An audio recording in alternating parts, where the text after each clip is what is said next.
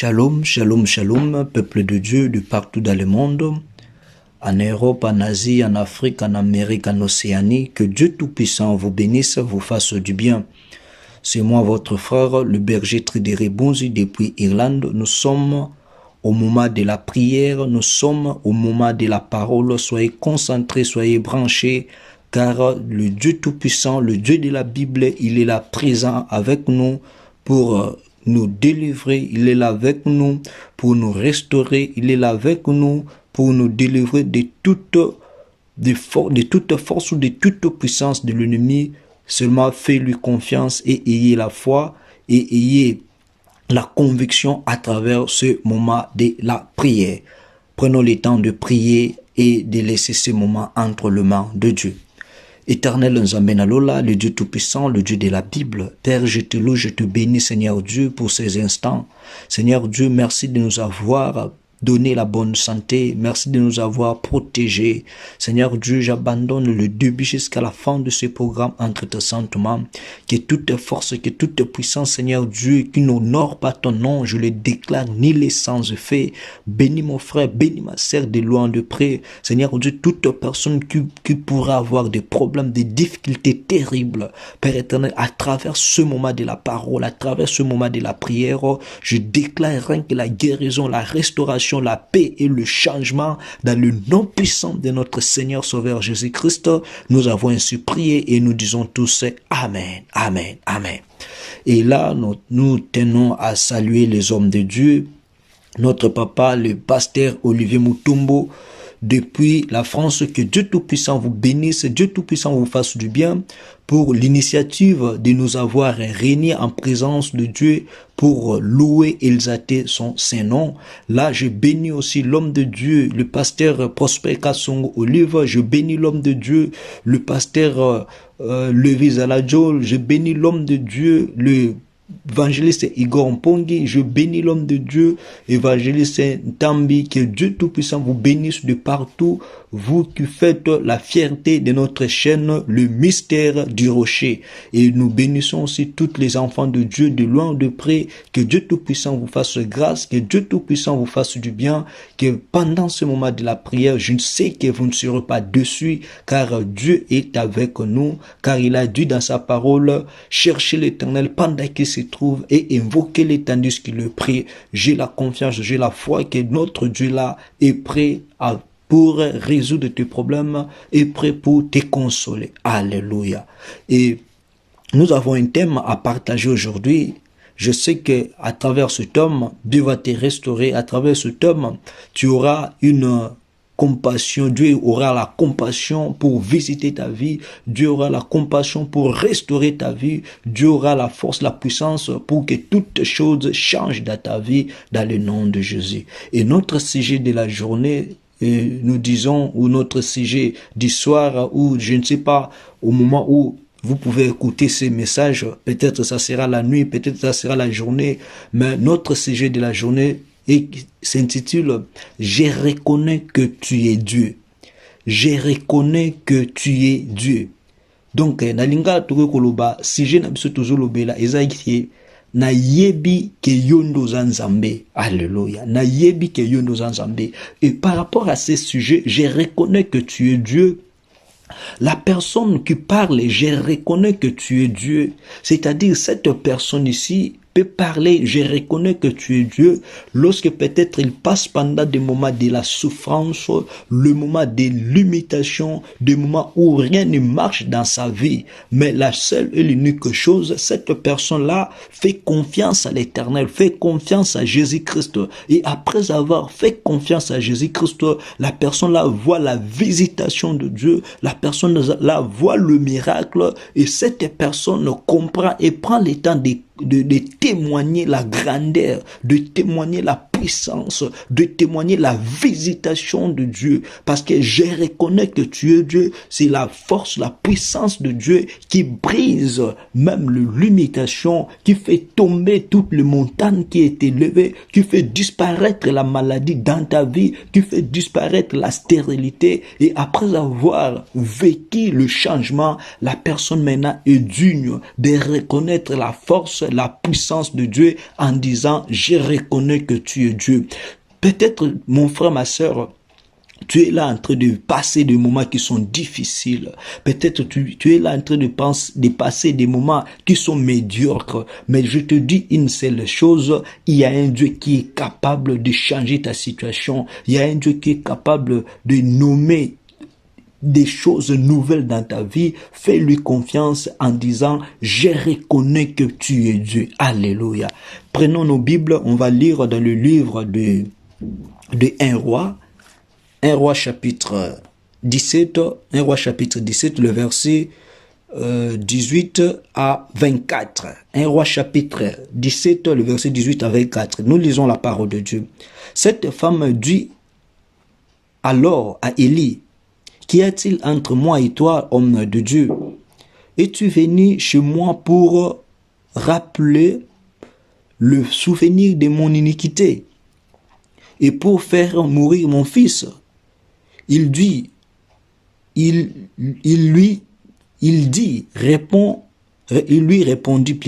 répondit, donne-moi ton fils. Et il les reprit du sang de la mer.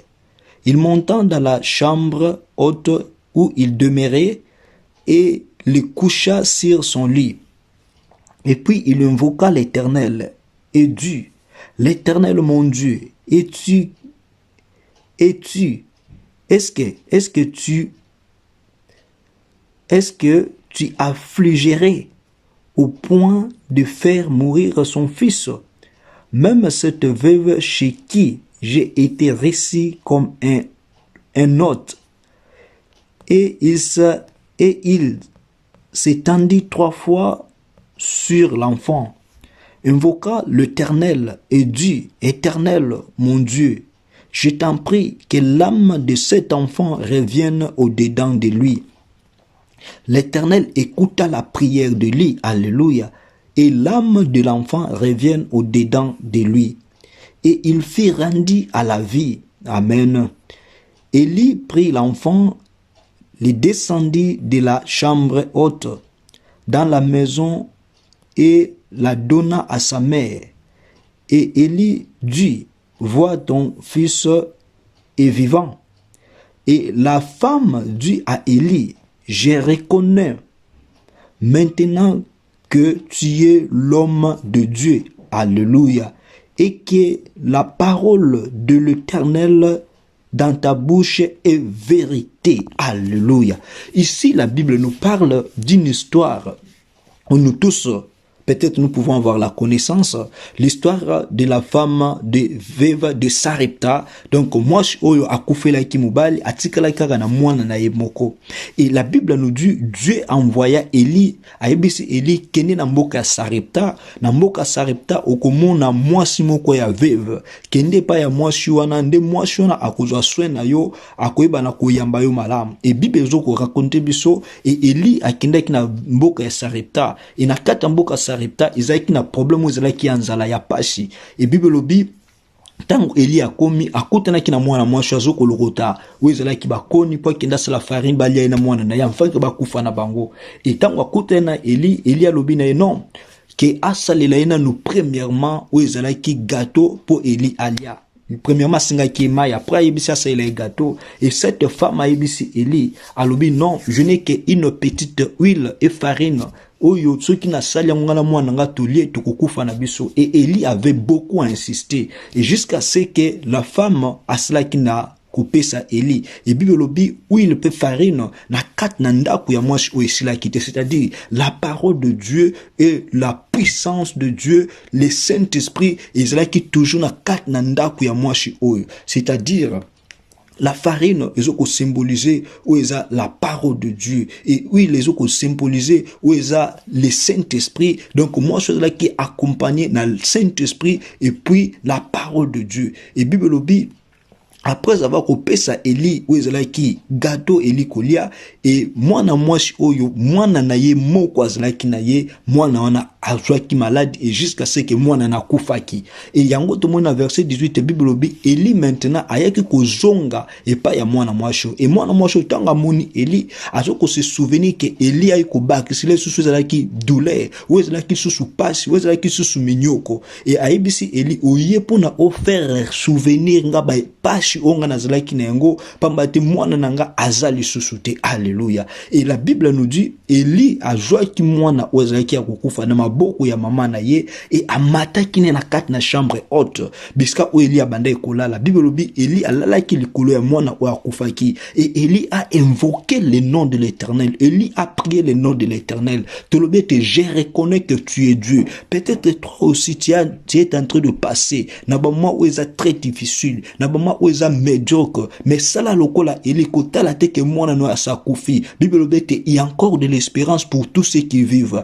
Luka o matana 4 na chambre haute na yo, okende ko invoquer Nzambe, okende ko belela Nzambe par rapport ya ba limite, par rapport ya impossibilité. Bible dit, le mot impossibilité ils apona biso bat, mais pour Nzambe tout est possible à celui qui croit. Et Bible dit, Eli tango matina chambre haute, ayebisi Nzambe alobete okoki ko affliger mwana mwaso jusqu'à na niveau oyote oboma mwana na ye, parce que nga musali na yo na banda ki koya a mwaso azwa kinga a considérer kinga. Donc tant mwaso yo azo ko considérer Eli, c'est-à-dire directement azo ko considérer Nzambe watinda ki Eli. Et Bible lobete 3 fois Eli alala ki likolo ya mwana mwaso ope a invoquer ki Nzambe, a déclarer ki lobete que l'âme de saint enfant revienne au-dedans de lui. Yo pendengo ozana ba maladie, ozana ba problème, ozana ba difficulté, oko sala prière ko yebisa Nzambe ke problème onga na zana, ke difficulté onga na zana ngo, et bana ko joie la résurrection, parce que notre Dieu c'est la résurrection et la vie. Et tant yango ko joie résurrection nde na moment wana e ko bana ko zonga lisusu na bomo pe oko bana ko bimisa susu maloba ko lobeke, je reconnais que tu es Dieu. Alléluia. Et la Bible nous dit, et tant Eli a déclaré bongo, l'âme de saint enfant était revenue au-dedans de lui, et moi na o azonga ki lisusu na bomo. Et Bible dit tangu mwana o azonga ki na bomo, et lui maintenant azwa ki mwana azongi se pa ya mama na ye, et mama toni sama ki na kat ne sengo. Mama mena abande ko témoigner bisika o limitation zelaki, bisika o impossibilité zelaki, bisika o maladie zelaki, le miracle s'est opéré. Et maintenant la femme andimela ki Nzambe ya Eli, la femme andimela ki bikam wana Nzambe, pour que on reconnaisse que le Dieu là est capable, le Dieu là est fort. Luka ko bele na Nzambe, Luka ko prier Nzambe, et après avoir ko bele na Nzambe, quelle que soit les situations de ta vie, Nzambe wana ko telema pour que a changer situation, Nzambe wana ko telema pour que a longo la limitation. Et Bible bina biso na verset 24, après avoir moi si oyo la femme veuve de Sarepta tanga moni mwana na ikoza na bomo, écoutez cette femme là, alobi na Eli, alobi maintenant, et la femme dit à Eli, je reconnais maintenant que tu es un homme de Dieu et que la parole de l'Éternel dans ta bouche est vérité. Alléluia. Et maintenant cette femme maintenant a témoigné le Dieu d'Eli. Alobi maintenant je reconnais que tu es un homme de Dieu. Donc, abandé qui condimela Eli azek Moussa Nzambe. Mais tanga moni miracle a confirmé encore, pe alobi, la parole de l'Éternel dans ta bouche est vérité. Nalingeti na kat na prière oyo, o témoigner Nzambe. O loba que je reconnais maintenant que tu es le Dieu tout-puissant. Na ko kangola na kat na maladie, ya ko longola stérilité, ya ko longola nyonso eza ki limitation. pour que osala yango luka kokota na kati na présence na Nzambe. Pamba te bilobe te azalaka rémunérateur ba o ba luka kaye pour que mwana wazonga na bomo esinga ki Eli akendo ko luka elongi na Nzambe, afin que moi si oyo la femme veuve à reconnaître qu'il y a un Dieu en Israël, à reconnaître que Eli est le serviteur de Dieu. Biso pe na kati na groupe oyo le mystère du rocher ba sali nyonso bazokoleka pour que total sabino Nzambe na biso azan Nzambe y a une possibilité te masa Nzambe ba possibilité pour que au témoigner ba possibilité en Nzambe zala na foi, zala na confiance, zala na persévérance, yeba ko luka Nzambe na kati na ba prière, yeba na ko luka Nzambe na kati na ba sacrifice, et tant yo ko luka Nzambe ndoko mona bikamo na ye pe ko tatu la kolobete, je reconnais maintenant que tu es Dieu. Alléluia. Et toujours ceux qui sa awa na kati na mukanda ya Job chapitre 42 le verset 2. Bible biboye. Je reconnais que tu peux tout et que rien s'oppose à tes pensées. Alléluia. Awa mena Bible zo bete la biso histoire ya Job. Toyebi Job azlaki nani. Job c'était un homme intègre, un homme craignant Dieu, un homme par lequel le Dieu a béni. Mais Bible lobi, il y avait un moment où Job azlaki tenté par le diable jusqu'à ce que via Job comment qui déstabilisé, via Job comment qui na kat na maladie, via Job comment qui na kat na ba difficulté, et jusqu'à ce que même ses amis bande ko ya ko pesa Job, où ils ba conseil ya kolobe ke talanzambo zo bondi la atiko na kat na maladie, atiko na kat na souffrance, pour que Nzambe otatu la monnaie na Nzambe et sengelo le kapete ni tapia désert ina kat na désert tango zo koleka batu ba kotola yo, batu ba kofinga yo, mais ko perdre espoir te, ko perdre peut-être dignité na yo te, yo sala kaka na foi ko yeba ke notre Dieu est capable de tout faire. Bible lobi na biso a Job alobi, quelle que soit difficulté nanga, quelle que soit maladie, quelle que soit na bungisi bana, quelle que soit na bungisi oyoza ba bienanga, je reconnais que tu peux tout, je reconnais que tu peux tout et rien ne s'oppose à tes pensées. Et loko moko te ekoko telemela oyoza maluba na Nzambe, et loko moko te ekoko telemela Nzambe, même situation zo koleka na ngo liboso na Nzambe eza na solution. Yeba kaka kutia foi na yo, yeba kaka kutia oyoza confiance na yo epai na Nzambe. Pamba te bilobete la foi sans œuvre eza foi oyo eza ya kukufa. Et Seigneur, le foi na yo eza avec œuvre pour que tatu la kolobete. Maintenant, je reconnais que tu es Dieu. Notre Dieu est la solution. Notre Dieu est le miracle. Notre Dieu est capable de tout faire. Fais-lui confiance, fais-lui confiance. Après avoir fait confiance à l'Éternel, et nous tous on va dire, je reconnais que tu es Dieu parce que tu m'as guéri, parce que Seigneur Dieu, tu m'as donné des enfants, parce que tu m'as donné l'emploi, parce que j'étais malade, tu m'as guéri, j'étais Seigneur Dieu proclamé à la mort, tu m'as ramené à la vie dans le nom puissant de Jésus. Que cela soit ta partage, que cela soit votre partage, que cela soit le partage de ta famille, que cela soit le partage de tes enfants à travers cette année 2021. Je déclare que bisika oyo batu na mokili batela kyo ba limite balbaki ke ko simbate balbaki ke ko kufa balbaki ke ko bela lokola tulobete. Je reconnais que tu es Dieu, que Nzambe na côte sa bango na confusion, maloba na bango za na kat na confusion, ba pensée na bango za na kat na confusion, et yo za la tête haute na kombo na Yesu Masia. Alléluia. Que Dieu Tout-Puissant vous bénisse, que Dieu Tout-Puissant bénisse son exaltation, que tous attendent ya kutatu la ekolobete. Je reconnais que tu es Dieu. Que Dieu Tout-Puissant nous bénisse. Là, nous attendons notre deuxième étape, ou la étape de la prière. Je te demande une seule chose, ya ko la concentrer pendant ce temps, ya ko bungi celui qui na yote, car notre Dieu est capable de tout faire. Alléluia. Toujours attend ya kobondela, ya kopesa Nzambe merci, ya koeleve Nzambe, ya koelzate Nzambe. Nangonga onga noto sangani pona kokomisa ye. Ezana ba misusu bazana ba mbeto pito, ezana ba misusu déjà ba kiba tiki bongo na ba moko, ezana ba misusu peut-être nangonga oyo aza entre la vie et la mort. Mais Nzambe na bateli libota na yo asali ngolo, apesinga no maloba kitoko na kat nangonga oyo. Eko kozala na tongo, eko kozala na midi, eko kozala na butu, apesinga no maloba oyo ya kolobete. je reconnais que tu es Dieu. Yebisa ete Seigneur Dieu kumisama, Seigneur Dieu pambulama, tobondeli na kombo na Yesu Masia. Alléluia. Oh Père éternel, Nzambe na lola. Seigneur Dieu tu kukumisa yo. Seigneur Dieu tu kupambula yo na oyo saleli biso. Yawe Nzambe opesi bonne santé na ndeko nanga mwasi. Opesi bonne santé na ndeko nanga mobali Seigneur Dieu. Et osungi biso Yawe Nzambe to sangana pona pambate. Osungi biso to sangana pona konetola yo. Osungi biso to sangana pona kotombola kombo na yo. Yawe Nzambe tikete kombo na yo tombolama. Tikete kombo na yo pambolama Seigneur Dieu. Na kat na tango Yawe Nzambe. Oba mingi Seigneur Dieu to lamuka ki. Ba mingi Seigneur Dieu peut-être nango oya poko ba moni yangote. Ba mona ki tongote ba mona ki méditer. Mais Yawe Nzambe osali biso o ezali exception. Yawe Nzambe to mona tongo, to mona midi, to mona poko petu ya susku kumisa ko pambola yo. Yawe Nzambe ngona bete komuna yo kumisama. Yo obateli libota nanga, yo obateli bandeko nanga, na kat na groupe ya mystère du rocher. Yawe Nzambe mosusu lokola yo na monite, akotika la kozala te pe akozala kate. Yawe Nzambe lobeto tinda kaliloba na yo na pamba te. Merci pour na liloba o tinde libiso Seigneur Dieu. Ya koyeba oyo za pona ba vie na biso,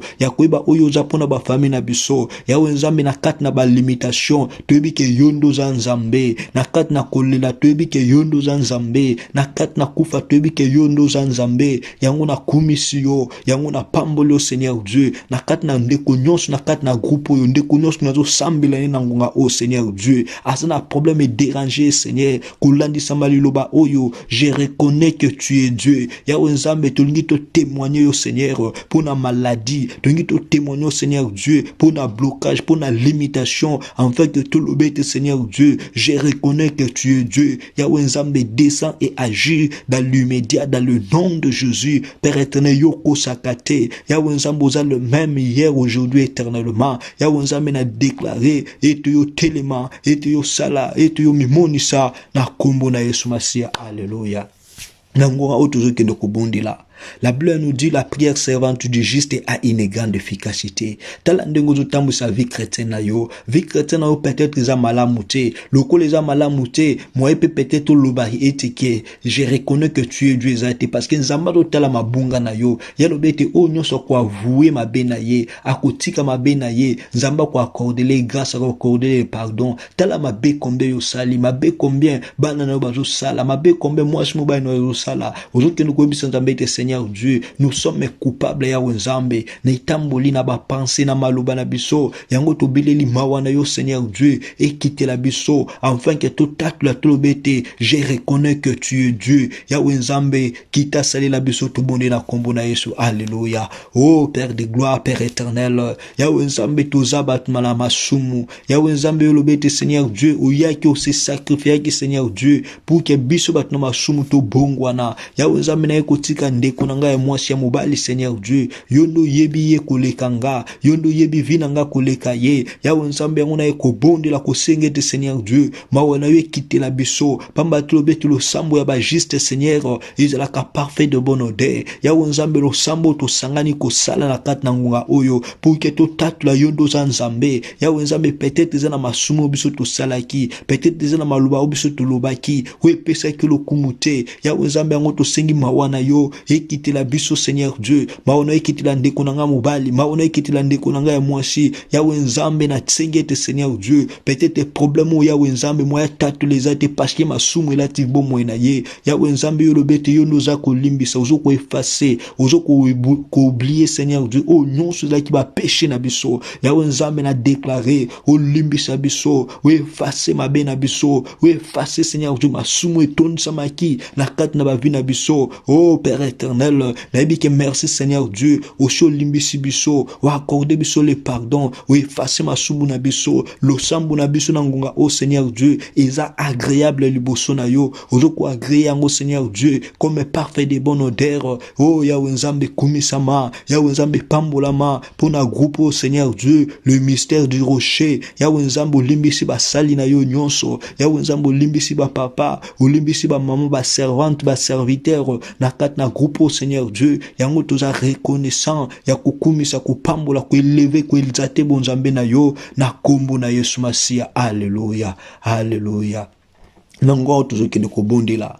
Ozo kende ko ebisa Nzambe te Seigneur Dieu. pour que totatula je reconnais que tu es Dieu. Yahweh Nzambe tomoni mwana mwashi oyo Seigneur Dieu, où il peut farina ndaku na yezanga kisila kite, ezala ki continuel. Yebisa Nzambe te Seigneur Dieu, na kat na vie chrétienne nga, Saint-Esprit parole na yo Yahweh Nzambe, ezala chemin, oui ko éclairer vie nanga, ezala chemin, oui ko éclairer libota nanga, ezala chemin, oui ko éclairer Seigneur maladie nanga, ezala chemin, oui ko éclairer tous tes problèmes Seigneur Dieu, ezo comme la libota nanga, ezo comme la vie nanga, to bonde na kombo na Yesu Masia. Alléluia. Oh Yahweh Nzambe na lola Seigneur Dieu, na teli na kat na Bible na yo, na monete Seigneur Dieu, la fève de Sarepta, Bible obete huile Seigneur Dieu, pe farina ndaku na Yahweh Nzambe esila kite, ezala ki continuel. Yahweh Nzambe ngai pe na ekobonde la Seigneur Dieu, na ndeko nyonso aza na kat na groupe Yahweh Nzambe, le mystère du rocher. Yahweh Nzambe na sengete, na kat na vie chrétienne na ye. Seigneur Dieu nazo bonde la kosenga la parole de Dieu, le Saint-Esprit. Yahweh Nzambe ezala na biso, na butu na moi Seigneur Dieu. Oh nyonso esila ki Yahweh Nzambe, oh nyonso za comme problème. Seigneur Dieu nazo bonde la Seigneur, soki eza maladie, yo noza la lobiko, soki eza problème, yo za la solution, soki eza limitation, olongo la limitation, soki eza kufa, opesa guérison. Seigneur Dieu, vie chrétienne na biso Seigneur, ezala éclairé, vie chrétienne na biso Seigneur Dieu, ebota bambuma, bambuma na Seigneur Dieu, ezala dune de louange.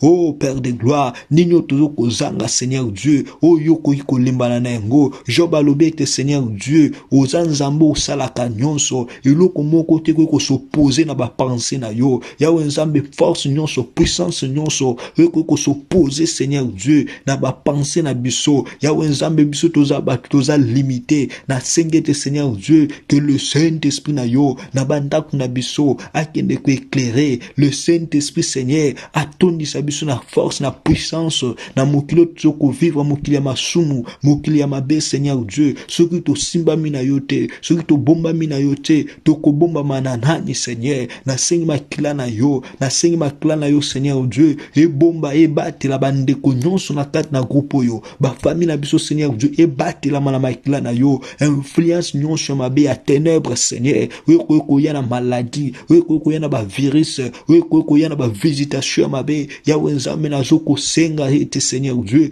To bomba ma to bate la mana sina makila na yo dans le nom de Jésus. Yahweh Nzambe na sengi makila na yo Seigneur Dieu. Et que de ko effacer au nyonso lié à iniquité, au nyonso lié à limitation, au nyonso lié à chômage. Yahweh Nzambe na déclaré que le sang de Jésus, que le sang de l'agneau, que le sang de la gloire, et bomba biso, et bate la biso. Yahweh Nzambe sunga biso Seigneur, na lisunga molimo mosantu, toza la lokola Eli, wa yebi secret à chambre haute, wa kenda ki koluka Seigneur Dieu, que l'âme de cet enfant revienne au-dedans de lui. Yahweh Nzambe biso to yebite. Soki eza misolo na biso, soki eza ba santé na biso, soki eza ba vie chrétienne na biso, ou esi ekufaki, ou ezangi respiration, ou ezangi protection. Yahweh Nzambe nazo bondela nazo sengete Seigneur Dieu, que nyonso ekufaki ezonga au-dedans na biso, na ba santé, na ba misala. Yahweh Nzambe na mabota na biso, to sengete nyonso ezonga. Pamba te Bible lobi que tu es la résurrection et la vie. Yahweh Nzambe na sengete Seigneur, oza la vie andeko nyonso na groupe oyo, oza la vie ya papa nyonso na groupe oyo, oza la vie ya mama nyonso na groupe oyo. Oh Yahweh Nzambe, to tato la lisusu te Seigneur Dieu, oui kufaki, mais Yahweh Nzambe to tato la vie, parce que cette fils ya veuve de Sarepta a kufaki Seigneur Dieu, mais après la prière de lui, Bible bete azonga ki na bomo. Yahweh Nzambe yo yaki na mokilo Seigneur Dieu, po ete bisika biso to kufaki Seigneur, opesa biso vie, yango ba bengo la résurrection et la vie. Yahweh Nzambe nyonso ekufaki, we bande komona te, we bande kosala te, na ndeko nanga nyonso aza connecté na kat na lisanga oyo, le mystère du rocher. Yahweh Nzambe ba couple mususu Seigneur Dieu, eza na kat na ba problème ya divorce, parce que le diable a shakotaki. Mais Yahweh Nzambe te déclarer, je reconnais que tu es Dieu. Yahweh Nzambe te témoigner yo, restaurer couple oyo, restaurer problème oyo Seigneur, paix sa guérison, paix sa vie, na kombo na Yesu Masia, na kombo na yo le roi des rois, na kombo na yo le Seigneur des seigneurs. Yahweh Nzambe mimonisa dans le nom de Jésus. Alléluia, alléluia. Nango ozo kende ko bonde la ko ebisa Nzambe iniquité nyonso ya ko rappelo ba souvenir ya mabe to moni ete mwana mwasi o la femme de veuve ya Sarepta tanga moni Eli azoko tuna Eli oye ko rappelenga ba souvenir nanga ya mabe oye ko rappelenga iniquité nanga yo ya wenzambo zo kende ko bonda ko bisanzambe. Seigneur Dieu, je reconnais que tu es Dieu et que iniquité ba souffrance nyonso ya mabe oye ezalaka successive yaka na famille na yo yaka na vie na yo ko rappelo peut-être makambo ya mabe na ba mois na na ba année aujourd'hui nous ko bonde la ko ebisa nzambe. Seigneur Dieu lobete tous ces souvenirs te na nyonso za déjà passé parce que ozo sela biso makambo ya sika ozo ebisa nzambe te Seigneur na ke ko effacer ko éliminer toutes les mauvaises souvenirs oui la ta vie nanga oui la ta libota nanga oui la ta santé nanga yebisa nzambe te Seigneur nazo tatu la ngol susute mais nazo tatu la victoire nazo tatu la Seigneur Dieu oui za la paix nazo tatu la oui za la joie to bonde na kombo na Yesu Masia. Alléluia. Oh Père de gloire, Père éternel, ya wenzambe to yil susko sambe la kobonde la yo Seigneur Dieu. Bible obina bisote Seigneur, la femme veuve de Sarepta, tanga moni Eli Seigneur, atuni Eli so kai ko zongi seleba souvenir, wezala ki akala, wezala ki apasi ya minyoko Seigneur Dieu. Bisope to ko sambe la Seigneur, to lobete je reconnais que tu es Dieu. Ya wenzambe souvenir nyonso ya mabe, we renya na ba vie na biso, we renya na ba famille na biso. Ya wenzambe il y a des forces de puissance démoniaque satanique oui contrôler même ma famille na biso avant notre naissance pendant que nous sommes là Seigneur toujours ko bonde toujours ko sengete Seigneur tout tatu la bonzambe na yo tout tatu la kimia na yo ya wenzambe Élie était l'homme de la même nature que nous Élie a bonde lo yoka kiye ya wenzambe ngape nazo bonde la nazo sengete Seigneur oh nyonso les mauvais souvenirs oui tika la gravé na kat na famille nanga na kat na famille ndeko nyonso tozana na kat na ngoga oyo ya wenzami na déclarer que souvenirs nyonso mabe elungwa ezala effacer ezala illuminer na kombo na Yesu Masia biska o souvenir mabe ezali Seigneur na bengi joie na yo eba na kusa accomplir na bengi guérison na bengi la paix na bengi la restauration na bengi la résurrection ya wenzambe zo sika biska ba souvenir ya mabe we lati biso we fandi katat na biso ya wenzambe na déclarer nyonso mabe et quitter ba vie na biso bitumba nyonso Seigneur Dieu wezo telema na butu wezo telema na moi pona ko combattre biso ko zangisa biso kimia yolobi na makomi na yote Seigneur Dieu. Gardez silence, car moi l'Éternel Dieu, je combattrai pour vous. Yahweh m'a invité au Seigneur, au côté la bitumba oyo, oui yena kat na famille, oui yena kat na ba vie na biso, oui yena kat na ba santé na biso. Yolobete résister au diable et il fuira loin de toi. Yahweh m'a te déclarer na kombo na yo. Oh non sur les forces ya ennemi, oh non sur les forces ya ba sorcier, ya ba magicien, ya ba féticheur. Yahweh m'a déclaré, yeza la musika Seigneur Dieu, ya libota na nanga ezala musika ya famille nanga ezala musika ya famille ya ndeko nyonso za connecté ya wenzambe na déclarer te Seigneur Dieu bitumba moko te obunda pe balonga yo pambati yo ndoza le vainqueur de Golgotha ya wenzambe longisa biso na kat na butu longisa biso na moi longisa biso na tongo ya wenzambe banguna nyonso bazokolanda ba vie na biso bazokolanda mabota na biso Seigneur Dieu nous avons témoigné que toyebi yo ndoza nzambe banzela bayaka Seigneur Dieu to sengete Seigneur banzela wana etonisama na moto na yo pona ko bouleverser ba pensée na bango ko bouleverser maloba na bango dans le nom de Jésus. Bible binanga ete Seigneur Dieu la vie et la mort sont au pouvoir de la langue ya onzam na autorité ya ko renverser ba force nyonso ba hôtel nyonso ya bal Seigneur oui yaki na iniquité ya kufa ya pauvreté ya limitation ya échec Seigneur na autorité ya okende ko renverser yango natali na kat na Bible Seigneur au pesa Gédéon force ya ko renverser ba hôtel de Baal au pesa Eli force Seigneur ya ko bele la moto eziki saba baba holocauste Seigneur moi aussi je prie maintenant ya wenzambe de reconnaître yondo zanzambe na kat na ba vie na biso de reconnaître yondo za le vrai et le seul vrai Dieu ya wenzambe na déclarer moto na yo et kende kozikisa ekende kobebisa Seigneur tous tes projets ya ennemi weza dans le présent weza dans le futur weza ki dans le passé ya wenzambe zika na moto epela moto na kombo na Yesu bisika bakanga via ndeko nanga bakanga via moi ndeko mwasi ndeko mobali libala na ye Seigneur na déclarer maintenant que moto na yo ekita Seigneur Dieu kozikisa endroit nyonso Seigneur o bakanga libala na ye o bakanga santé na ye ezika na moto ya wenzambe banchena vie na ye Bible binanga ite Seigneur Dieu Pierre na kat na prison ya wenzambe tina ki ange alongola ba chaîne bakanga ki ye ya wenzambe nga pe na déclarer ba chaîne nyonso Seigneur ba ligotaki ba liaki Seigneur Dieu ndeko nanga pour qu'il mona lumière te aza toujours na kat na ténèbres OK Bible bi ete Seigneur Dieu o bengi biso Seigneur Dieu non na kat na condamnation mo bengi biso na kat na liberté ya wenzambe na déclarer toutes les chaînes o condamné ki ndeko mwasi ndeko mobali Seigneur na ndenge to sambela awa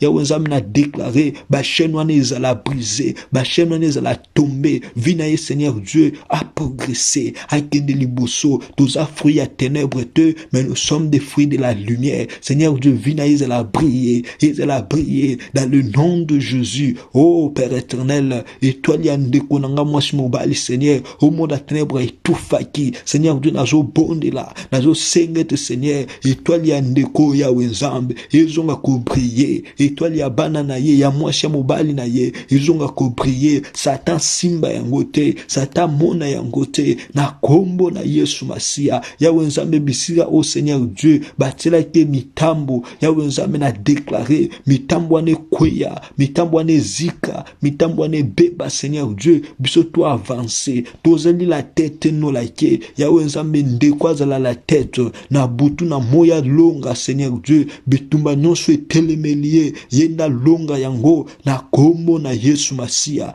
na kombo na yo le roi du roi na kombo na yo le Seigneur de Seigneur Seigneur Dieu longi sa biso Seigneur Dieu salela biso bikamwa Seigneur Dieu salela biso ya minene na kombo na yo Yesu na kombo na yo Yesu Masia Seigneur Dieu to beleli bikamwa na yo to beleli longa na yo na kombo na Yesu Alléluia Alléluia Alléluia na mozo ki ndiko rappeler Nzambe ba promesse na ye na kat na vie na yo totali histoire ya veuve ya Sarepta soki mwana na ye azonga ki envie pe eza à cause ya bolamu asalelaki Eli eza na ba bolamu oyo salela Nzambe yebisa Nzambe te Seigneur Dieu à cause ya ba bolamu wana ya wenzambe nazana posa na reconnaître que yo ndo Nzambe totali histoire na Bible histoire ya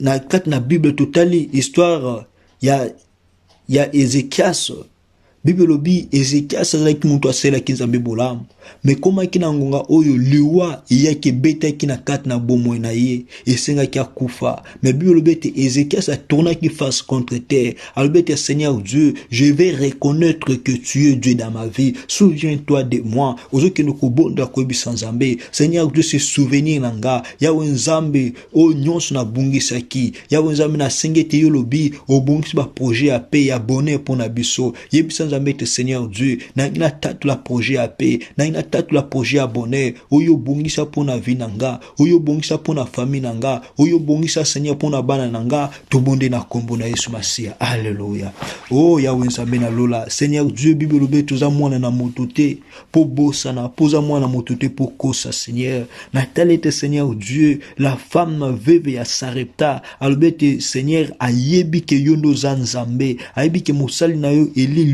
loba na ye eza vérité Seigneur Dieu à cause ya babolamu Seigneur Dieu wa sala ki na mombu na yo ndo se souvena ki na ye ya Nzambe na ye ko bonde la Seigneur Dieu ndeko papa ndeko mama na kat na mystère du rocher ya Nzambe azape na ba bien oya sala Seigneur Dieu à cause ya ba bien oya sala Seigneur na sengete Seigneur Dieu atatula yo na sengete Seigneur Dieu a témoigner yo na kat na vie na ye ya Nzambe longola Seigneur oh nyonso Seigneur Jésus déranger vie na ye présentement. Yahweh nzambe na yebite, ceux qui sont malades, ceux qui ont échec, ceux qui ont stérilité, ceux qui ont koluka libala. Bible obéite Seigneur Dieu, notre Dieu est le Dieu de possibilités. Il n'y a pas les mots impossibilités devant mon Dieu. Yahweh nzambe yango na belelio, ozala le Dieu de possibilités. Na kat na famille na ye, ozala le Dieu de possibilités. Na kat na musala, dans le nom de Jésus, oh Père de gloire, na senge de Seigneur Dieu, ozala l'intervention valable Seigneur. Na kat na ba vie na biso, ozala l'intervention valable Seigneur. Ya kotombola, Bible obéite Seigneur Dieu, ozala ba projet ya paix, ya bonheur et non ya malheur.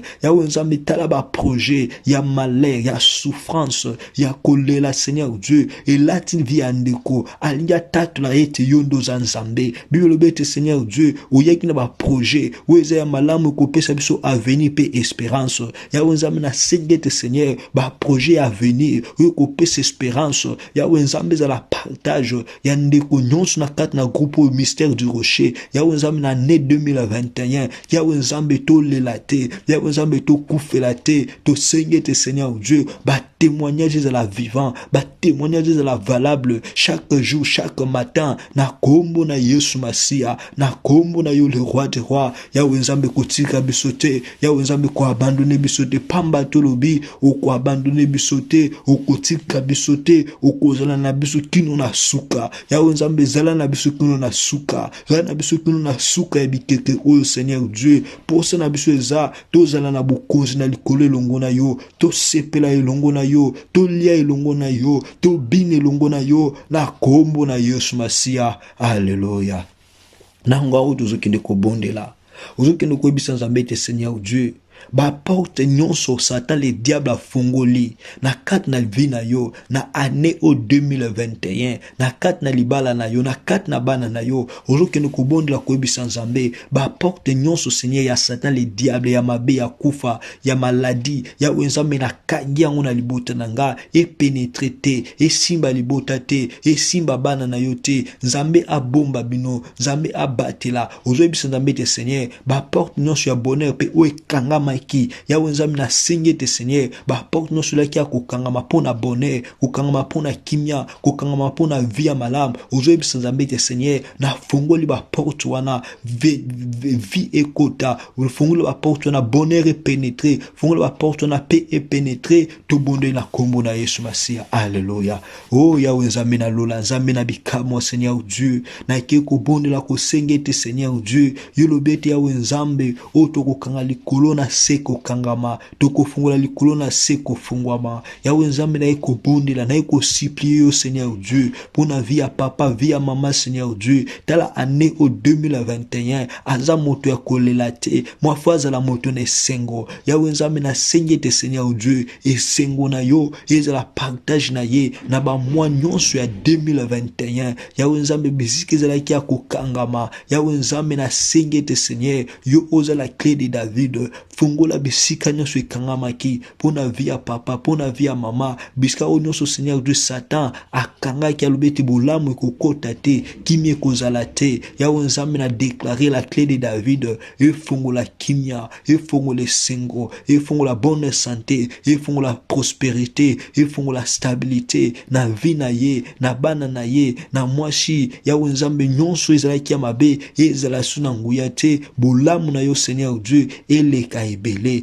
bolamu na yo Seigneur Dieu eleka ebele, na kombo na Yesu Masia, na kombo na yo le roi des rois, na kombo na yo le rédempteur, na kombo na yo Jéhovah Shalom. Ya wenzambe, nous avons crié à un Dieu Seigneur qui n'est pas mort et resté sur la tombe, mais nous avons crié à un Dieu où a ressuscité et il est à la droite du Père. Ya wenzambe mimonisa, ya wenzambe sala, ya wenzambe kamba, ya wenzambe tozana posa to témoigner bonzambe na yo, tozana posa to témoigner bonzambe na yo, tozana posa to témoigner bonzambe na yo, na oyo sali na ozo kuba kosala na kombo na Yesu Masia. Alléluia. Na mozo kino kubonde la pona vie chrétienne na yo, ozo ebisa nzambe asunga vie chrétienne na yo. vie chrétienne na yo diable a renversé te ba talent ba don onza ba pesio mozo kubonda ko bisa nzambe te Seigneur na kat na vie chrétienne nga ya onza menaza la témoignage pour na ba oba yebiote yebisa nzambe te Seigneur du sunga mobile sunga mwasi nanga sunga bana nanga vie chrétienne na bango Seigneur du ekufate mais le Saint-Esprit a éclairé vie chrétienne na bango vie de prière o ya yo ekufa ki yebisa nzambe te Seigneur la musa vie de prière nanga la musa vie de prière ya bana nanga to bonde na kombo na Yesu. Alléluia. Oh Yahweh nzambe lola Seigneur Dieu yo lobete to se réveiller ba obaza kolala Yahweh nzambe na moment on a ki kubonde la Seigneur Dieu vie chrétienne ya ndeko nyonso na kat na groupe oyo oyezala ki akolala Seigneur Dieu na déclarer le Saint-Esprit wa pesa ka makasi wa pesa ka force wa pesa ka volonté apesa ndeko nyonso na kat na groupe oyo force pe volonté et que vie chrétienne ekufa ki Seigneur Dieu e bana kolamuka vie chrétienne bande ko sala te bana ko sala na kombo na Yesu Masia Yahweh nzambe na bondeli te Seigneur Dieu même na kat na ba famille na biso même na kat na ba ndeko na biso Seigneur Dieu, vie de prière, Seigneur, est la intense, vie de prière, est la intense, Seigneur. Yahweh nzambe na zoko senga na yo, et que Seigneur Dieu, ba porte nyonso Yahweh nzambe, oh Satan fongola ki, pour que vie chrétienne na biso kufa, pour que vie chrétienne na biso la malade. Yahweh nzambe na zo bonde la, Yahweh nzambe na zo senga na yo, et que ba porte na biso Seigneur Dieu, ya vie chrétienne, il va porte fungwama, il va porte pambolama, il va porte zo tatula yo butu pe moi Seigneur Dieu, toza na soif ya koluka yo, toza na soif ya kobelela yo. Oh Yahweh nzambe na lola, nebi ke Seigneur Dieu, vie chrétienne ndeko ekufa ki, wezala ki sous na bon moi te ezu bon moi à cause Seigneur Dieu, ya prière oyo à reconnaître que yondo nzambe, que yondo na makuki ya kosala nyonso, Yahweh nzambe totali difficulté na bisote, mais totali grandeur na yo, totali ba capacité na yo, oyo ko iko sala Seigneur Dieu, na ba vie na biso, oyo ko sala Seigneur Dieu, na ba famille na biso, yango to tatoli, tolobe ke yondo nzambe, tolobe ke yondo nzambe, yondo na makoki nyonso Seigneur Dieu, olimba na kanelo ko mokote, oza nzambe ya makoki nyonso, oza nzambe asalaka, oza nzambe amimonisaka, Yahweh nzambe leka na kumimonisa, Yahweh nzambe leka na kosala, na kombo na Yesu Masia, na kombo na yo le roi des rois, na kombo na yo le Seigneur des seigneurs, oh Père de gloire, to belelo nzambe ya nkembo, to belelo nzambe wa bongi na lokumu, to belelo nzambe wa bongi na basanjoli, okumisa mo pambola mo netula manayo, le comparable de toutes choses, Jova Shalom, ya nzambe ba œuvre de la croix, et salama la ba vina biso, ba œuvre de la croix, et salama la ba famille na biso, ba œuvre de la croix, et salama la ba vie chrétienne na biso, na kombo na Yesu Masia, na kombo na yo le roi des rois, na kombo na yo le Seigneur des seigneurs. Alléluia. Na mozo kende ko bonde la ko ibisa nzambe te Seigneur Dieu ba moi auto tika na ngona 4 na année 2021 nzambe abatela yo nzamba protéger yo na ba moi oyo abatela pe libota na yo ozala te o eza comme nourriture ya ba sorcier nourriture ya bato misala mabe mais bisa nzambe te Seigneur Dieu visitation nyonso misala mabe ko luka Seigneur Dieu ko sala nga mabe ko sala bana nga mabe yawe nzambe mona ngate simba ngate to bonde na kombo na Yesu Masia. Alléluia. Oh Père éternel, le Dieu de gloire, le Dieu tout puissant, Père éternel, je t'en prie, je t'en supplie, Seigneur Dieu. Viande nyonso libote na famille na Seigneur Dieu.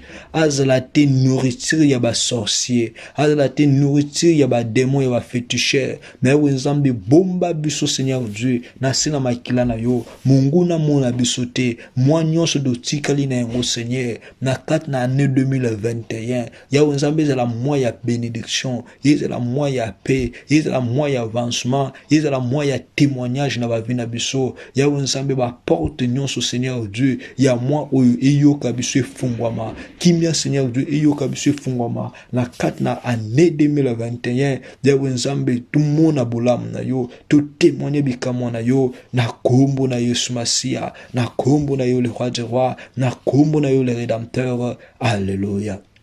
Na mozo kindi ko kumisa ko pambola nzambe na nyonso asaleli biso Yebisete Seigneur Dieu, na vinanga, na libota nanga. Seigneur Dieu, je reconnais que tu es Dieu et que tu as agi et que tu as libéré et que tu as guéri. Prions pour na kukumisa kopambola nzambe, tobonde na kombo na Yesu Masia. Oh Père de gloire, Père éternel, merci Seigneur Dieu.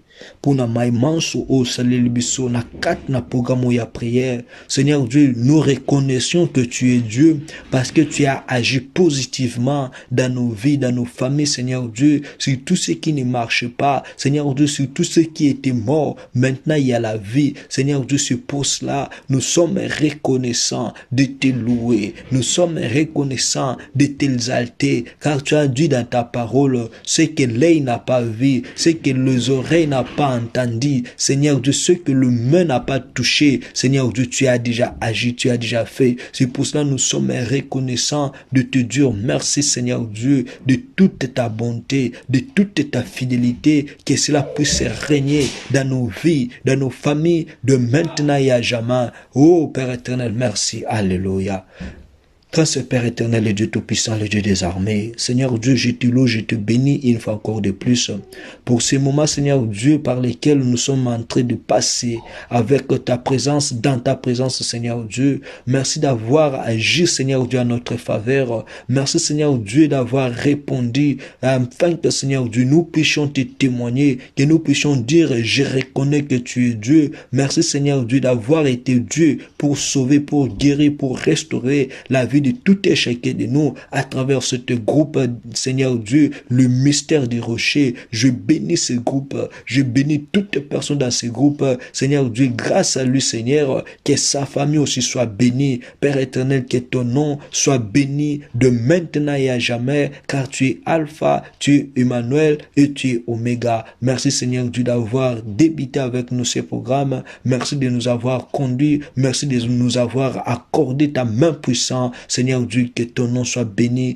que ton nom soit loué de maintenant et à jamais. Dans le nom puissant de notre Seigneur Sauveur Jésus-Christ, nous avons ainsi prié et nous tous nous disons Amen. Amen. On peut acclamer pour Jésus-Christ. On peut acclamer. Alléluia. C'était moi votre frère, le berger Tridéry Bunzi depuis Irlande. Que Dieu Tout-Puissant vous bénisse, que Dieu Tout-Puissant vous fasse du bien. Ce que nous pouvons vous demander et que prenez le temps de s'abonner à travers notre chaîne de prière, notre chaîne de la parole, le mystère du rocher. Abonnez-vous, prenez le temps de liker, prenez le temps de partager ces messages, car grâce à toi, Dieu est capable de sauver, Dieu est capable de restaurer la vie d'une personne. Que Dieu Tout-Puissant vous bénisse et que Dieu Tout-Puissant vous fasse du bien et à nous revoir à la prochaine par la volonté de Dieu. Bye bye, ciao, à nous revoir, bye.